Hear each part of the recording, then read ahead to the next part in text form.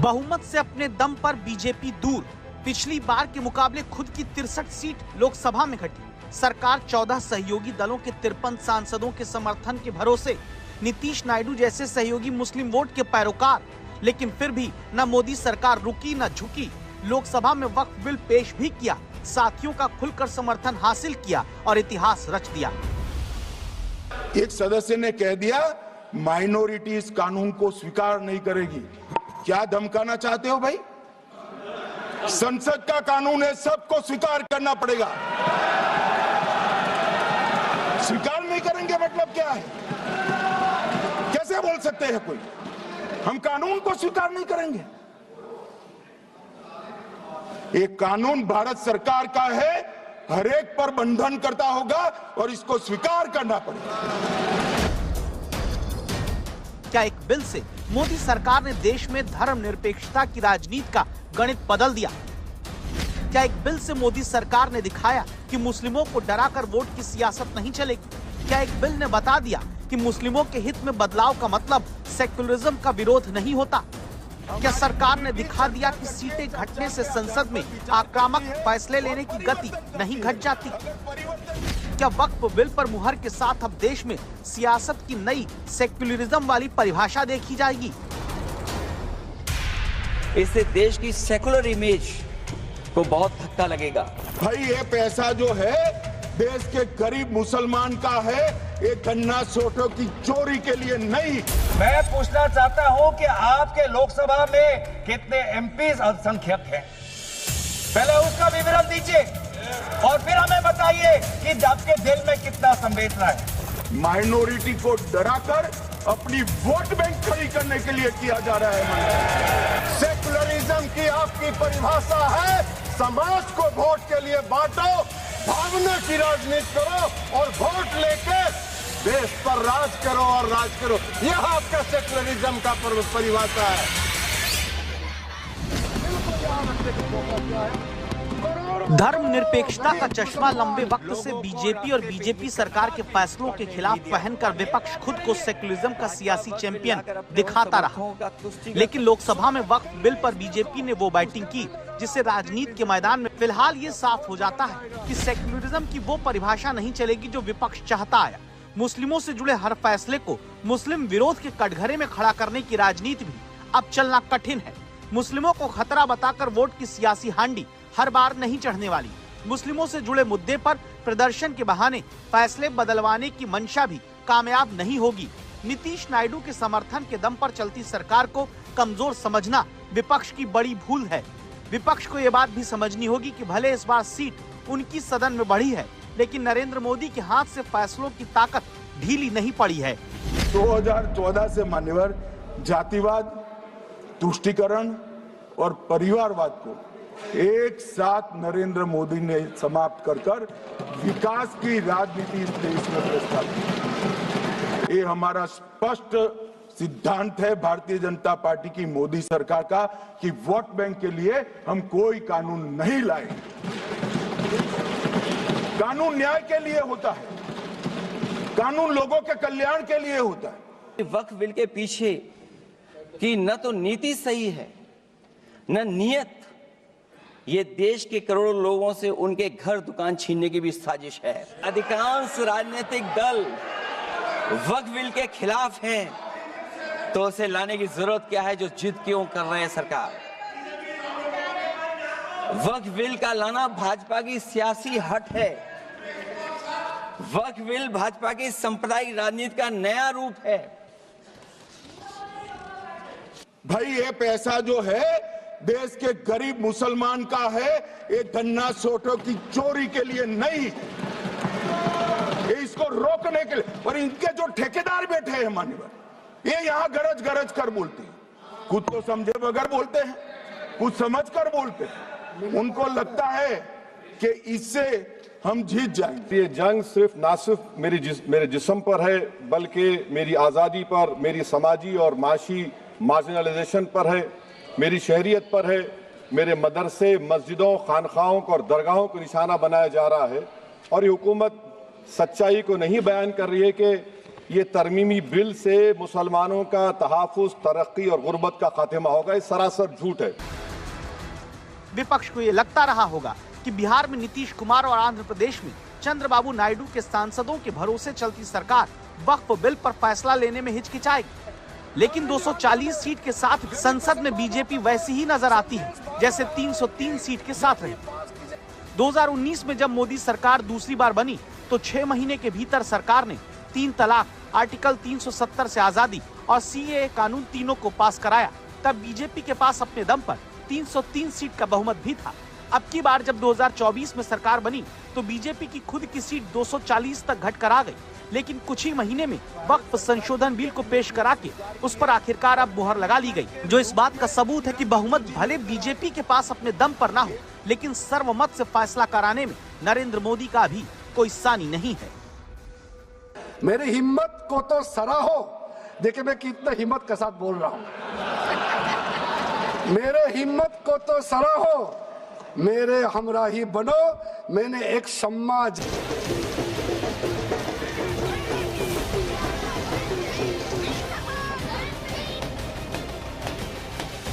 संसद से लेकर देश के कई शहरों तक जश्न तभी से दिखने लगा जब वक्त का वक्त बदलने वाला बिल पास भी नहीं हुआ था। करोड़ का रेलवे का कारोबार चलता है, इतनी भूमि वक्फ के पास है।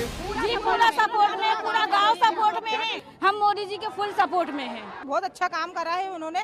उससे 3 तलाक से हम बहुत खुश हुए। हाँ, बस इसके लिए उसे उम्मीद है, सपोर्ट में है। ये अच्छा ही हो रहा है, जो कुछ भी हो रहा है हमारे लिए और आगे के लिए भी और अच्छा ही होगा। लोकसभा में वक्फ बिल पर चर्चा के दौरान ही एक तरफ सड़कों पर आतिशबाजी से लेकर एक दूसरे को लोग मिठाई खिलाते हुए दिखने लगे, तो दूसरी तरफ उत्तर प्रदेश के कई शहरों में पुलिस हाई अलर्ट पर नजर आई। सुरक्षा का फ्लैग मार्च हुआ, सोशल मीडिया पर कड़ी निगरानी हुई ताकि पहले की तरह किसी के भ्रम में फंसकर कहीं कोई प्रदर्शन ना हो जाए, लेकिन कुछ भी कहीं गड़बड़ होता नजर नहीं आया। एक तरफ वक्फ बिल पर जश्न और दूसरी तरफ सड़क पर कड़ी सुरक्षा के बीच किसी प्रदर्शन या विरोध का न दिखना क्या इस बात का सबूत नहीं कि वक्फ बिल को लेकर विपक्ष की तरफ से फैलाई गई डर की राजनीति भी सफल नहीं हुई है? मंदिर बनाने की बात आई तो इस देश के अंदर खून की नदियां बह जाएगी, मुसलमान रोड पर आ जाएगा, मुसलमानों का ये हो जाएगा, वो ट्रिपल तलाक, फिर से डर, सीए आया कि मुसलमानों की नागरिकता चली जाएगी। जिन जिन ने भाषण किया है एक मुसलमान की नागरिकता गई है तो बता दो। मुसलमान भी जानता है, और मैं तो आपके माध्यम से देश के मुसलमानों को अपील करना चाहता हूं मान्यवर, मैंने बहुत झेला है।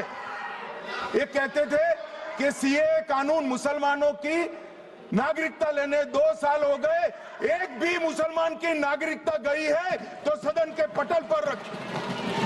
कितना झूठ फैलाया इन्होंने मान्यवर। धारा 370 हटाई, ये कह रहे थे मुसलमानों का ये हो जाएगा वो हो जाएगा, फिर से उमर अब्दुल्ला जीत कर आज शासन कर रहे हैं। माइनॉरिटी कम्युनिटीज के प्रति अपनी संवेदना जता रहे हैं।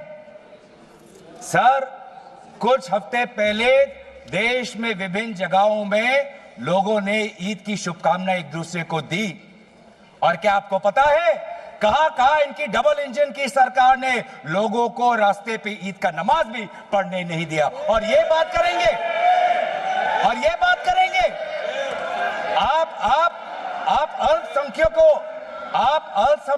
अल्पसंख्यकों के प्रति अपनी संवेदना जताते हैं।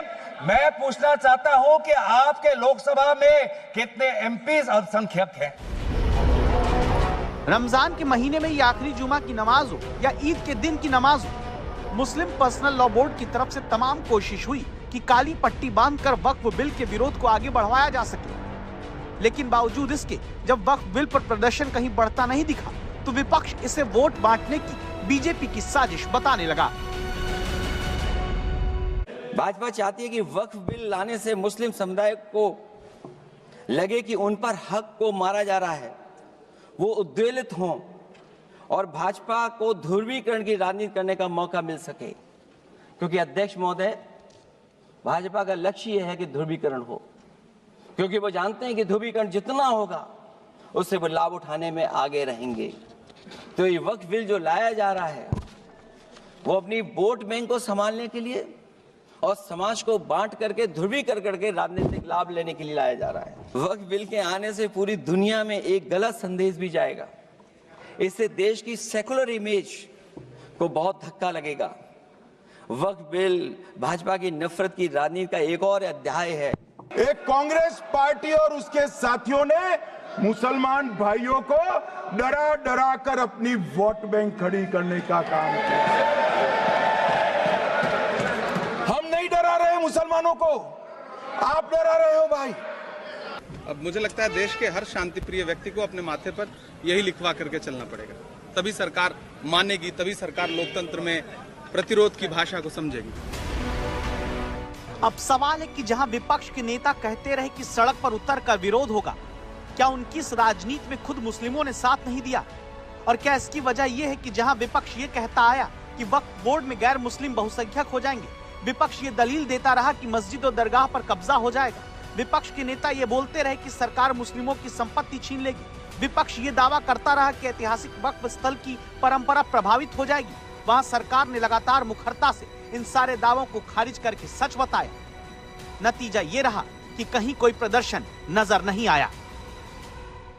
सैकड़ों साल पहले किसी बादशाह ने दान किया, हमारी भाषा में कहो तो धर्मादा किया। अब इसकी संपत्ति को आप 12,000 रुपये में 5 सितारा होटल बनाने के लिए दे देते हो, ये उचित है क्या भाई? वो पैसा गरीब मुसलमान के कल्याण के लिए करिए, तलाकशुदा महिलाओं के कल्याण के लिए करिए। नीतीश कुमार और चंद्रबाबू नायडू को क्या नहीं विपक्ष और मुस्लिम संगठनों ने याद कराया था, लेकिन जब आज समर्थन और विरोध की बारी आई तो न जेडीयू और न टीडीपी दोनों ने विरोधियों के सपनों पर पानी फेर दिया। जेपीसी का मेंबर था वक्फ बिल में। मैं आपके सामने कहना चाहता हूं, अगर बीजेपी वक्फ बिल लाएगी तो मोदी जी की सरकार गिर जाएगी। अगर बीजेपी वक्फ बिल लेके आएगी तो मोदी सरकार गिर जाएगी, क्योंकि चंद्रबाबू नायडू ने, नीतीश कुमार ने, चिराग पासवान ने, जयंत चौधरी जी ने, सब ने मिलके अल्टीमेटम दे दिया है। और क्यों दिया है? क्योंकि इनकी जमीन अपनी खिसकने लगी है। विरोध का क्या कारण है? कोई कारण नहीं है। वक्फ का जो पूरा कार्यकलाप है, वक्फ का जो पूरा वर्किंग है, उस वर्किंग में तो कहीं से इस संशोधन में हस्तक्षेप करने का कोई अधिकार नहीं है। लेकिन अगर वक्फ के कार्यकलाप में हम कोई हस्तक्षेप नहीं कर रहे हैं, लेकिन हम वक्फ का जो आमदनी है वह आमदनी सही मामलों में मुसलमानों के लिए खर्च हो, इस पर नजर रखने के लिए हम इसमें संशोधन लेके आए। आपको क्या दिक्कत नजर आ रहा है इसमें? नीतीश कुमार के पलटने का इतिहास सोचकर इस बार विपक्ष को लगा रहा होगा कि इफ्तार पार्टियां करते सुशासन बाबू क्या पता फिर पलट जाए। इसीलिए ओवैसी की पार्टी के नेता तक नीतीश कुमार को मुस्लिम वोट के नाम पर बीजेपी के खिलाफ जगाने में वक्फ बिल पेश होने तक जुटे रहे, लेकिन सबका सपना टूट गया। नीतीश की पार्टी ने बता दिया, मुस्लिम वोट की राजनीति का गणित अब देश में बदल चुका है। अगर बीजेपी को ये बिल पास करना है तो उसको चंद्रबाबू नायडू, नीतीश कुमार, बाद में चिराग पासवान और जयंत चौधरी, ये इनका समर्थन लेना जरूरी है। और मैं एक चीज आपके माध्यम से कहना चाहता हूं, अगर ये लोगों ने इस बिल को समर्थन किया तो भारत देश का मुसलमान कभी भी इन लोगों को माफ नहीं करेगा, क्योंकि ये बिल पर से असंवैधानिक है। नजर में तो आपके चढ़ जाएंगे, अब आपका वो चलेगा नहीं जो गिरोह आपका कब्जा में था।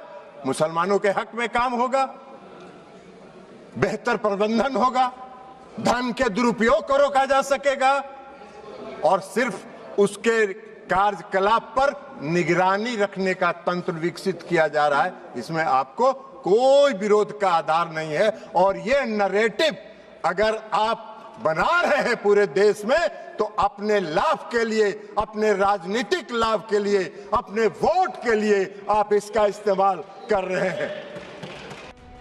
पूरे विपक्ष को लगता रहा कि मुस्लिम वोट का डर जताकर वो नीतीश कुमार और चंद्रबाबू नायडू पर दबाव बना लेंगे। इसी आस में तो ध्यान दीजिए, all India Muslim personal law board अगर देश में 3 जगह प्रदर्शन करता है तो वो 3 जगह दिखी दिल्ली, बिहार की राजधानी पटना और आंध्र प्रदेश का विजयवाड़ा। यानी इसी से आप समझें कि नीतीश और चंद्रबाबू नायडू को बिल के विरोध में लाने के लिए विपक्षी दलों से लेकर मुस्लिम पर्सनल लॉ बोर्ड तक ने कितने डोरे डाले, कितना दबाव